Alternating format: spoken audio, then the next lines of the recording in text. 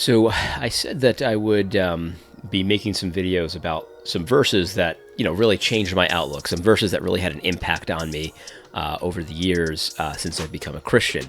And so I'm going to do that. I'm going to start that today. These are in no particular order. And one of the things I will say up front is that this is a moving target, right? Like, when you ask somebody what their top 10 favorite verses are, it really depends on the season of life and what's going on and the context, and things changes all the time.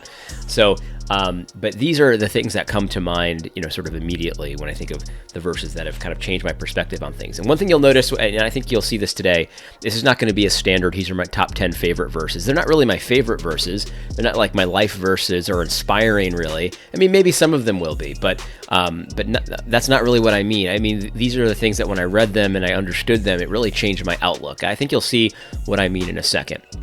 Also, I'll try to connect everything to social justice because that's what I do.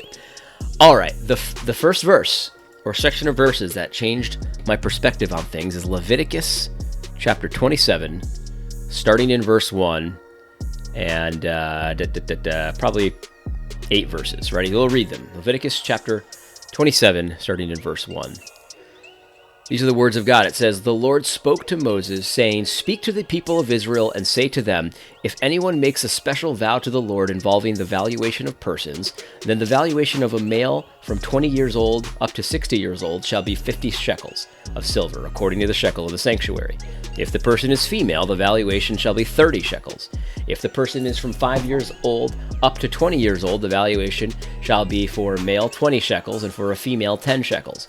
If the person is from a month old up to 5 years old, the valuation shall be for a male 5 shekels of silver, and for a female the valuation shall be 3 shekels of silver. And if the person is 60 years old or over, the valuation for a male shall be 15 shekels, and for a female 10 shekels. And if someone is too poor to pay the valuation, then he shall be made to stand before the priest, and the priest shall value him, and the priest shall value him according to what the vower can afford." Okay. So that's the section of verses, Leviticus chapter 27. And the context of me reading this verse, I remember it very clearly.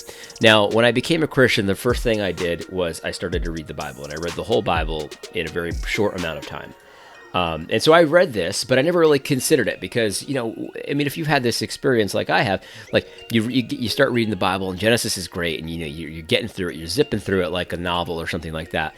And then you get to Exodus, and it's also good. And then you start to get into the law, and your mind starts to go to sleep. And this is how kind of it happened to me too. I was trying to not stay awake, but I was trying to pay attention. But some of it is so detailed that it's hard to do that. I mean, I'm just being honest. I'm not trying to be blasphemous or anything like that. It's just hard. These laws are very out of context with my everyday life, and so it's hard to do. So I had read this, but I never really considered it too much. But when I considered it, and this section of verses changed my life, is when I heard some atheists make some arguments based on this section of verses. Now, I don't remember where I heard this first. It was probably, it was just a typical village atheist type, someone who thinks they're very smart, but they're really not that smart. And I used to fear arguing with people like this, by the way. I mean, this is true. I used to fear the arguments of Richard Dawkins. Ooh, all those guys. Like, it was just really, I used to fear. I don't anymore, obviously. But anyway, from one of those types, a village atheist type, not a very thoughtful kind of atheist.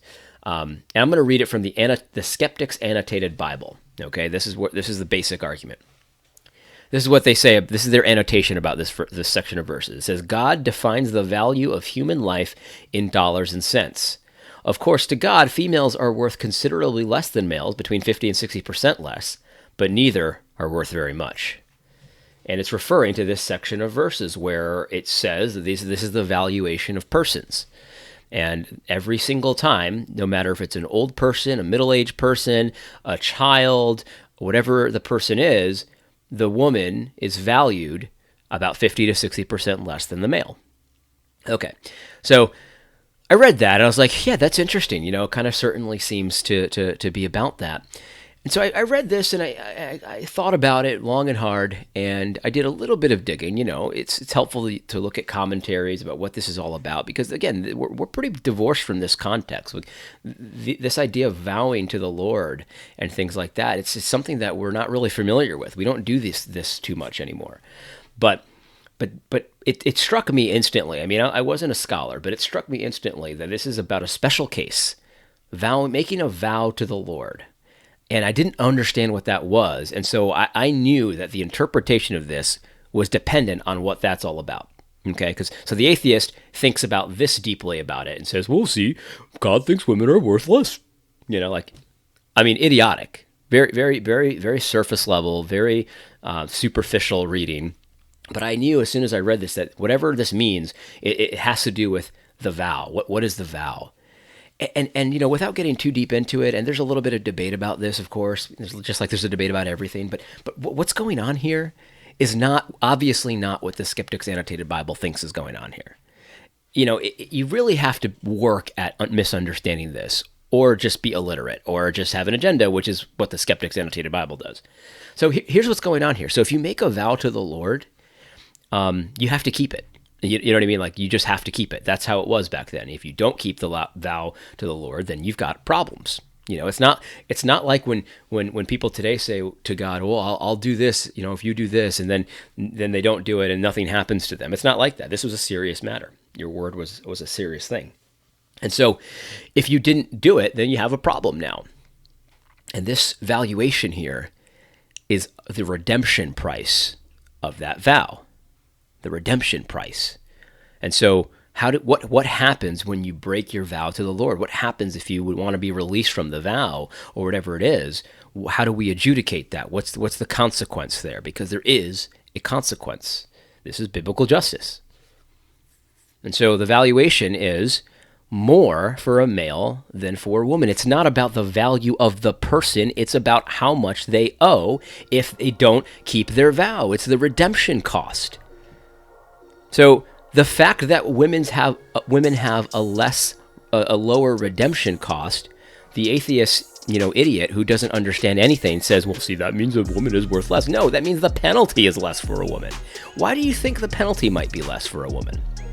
I mean, you might not like it, but in their culture back then, the male had a lot more earning potential than the female. The male was capable of earning more than the female. So are you really arguing that it would have been a good idea to have the redemption cost of the vow, of the making of a special vow to the Lord, be the same for males and females in a culture where a female had less earning potential? Would that not have actually been a punishment to the female? You see, here's the thing. This is why this verse impacted me. Once I realized what was going on here, I realized how superficial most people's understanding of the Bible is. Very superficial, very stupid, surface level. And if you don't look into it, you just kind of take the atheist's word for it, or the person who's presenting this ridiculous argument's word for it, you might come away thinking God's law is ridiculous. God's law doesn't make any sense. When it's the exact opposite. This person is saying that this law says something that is basically the opposite of what it says. It's not about valuing people. It's about being fair to each person based on what their earning potential was, based on what their characteristics are. If you notice, the valuation of old people is less. Does the Bible really hold old people in lower esteem than young people? No. But their earning potential is less. It's a reality. When you get older, you have less earning potential in general. Valuation of a child. Is the argument really that the Bible doesn't value children? No, but the child can't make money on their own, so obviously they shouldn't have to pay the same. Do you see what I'm saying? So this verse changed my life because it made me realize that the depth that a lot of people understand the Bible is like a millimeter.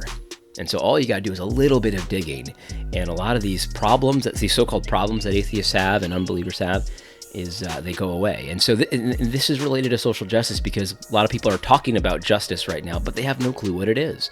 They can say the word, they can say love, they can say justice, they can say love your neighbor, but when it comes down to their theology of what these words actually mean, what this looks like in practice, it's very, very shallow. So Leviticus 27, this is one of the verses that changed my life. I hope this was helpful, and I hope you enjoy the rest of this series as we continue 10 verses that changed my life.